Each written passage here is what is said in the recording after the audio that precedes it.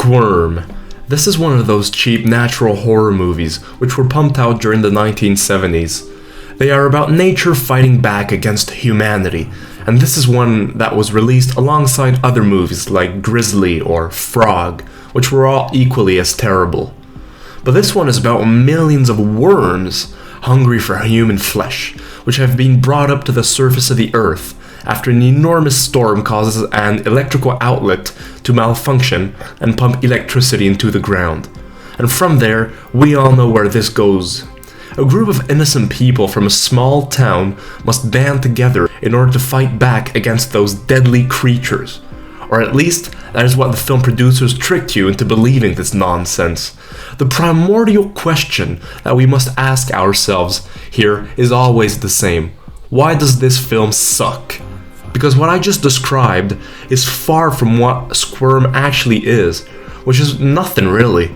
Not much happens here, and when something noteworthy does happen, it still isn't convincing. I'd say that the main problem with the movie is the premise itself, because at the end of the day, they're just worms. They aren't even some mutated, scary-ass looking worms, but just genuine worms, who happen to eat people, yeah.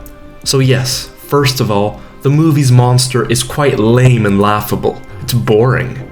There are some gruesome special effects here and there, but they don't make up for the rest of the movie, where the two main characters walk around from place to place playing detective. I sometimes felt like I was watching more of a bad detective pick, rather than a monster movie. By the way, these worms actually aren't that quite genuine, because apparently hundreds and hundreds of them can just disappear into thin air from one shot to the other. How the hell did they ever manage to do that? Another thing that was odd, I found, is that there doesn't seem to be much consistency in how the worms kill their victims, because the first half of the movie is spent with these two bumbling fools trying to convince the local sheriff that they've just found a local resident's skeleton. Like, look at this. The skeleton is perfectly clean. There isn't a small strip of flesh still on there.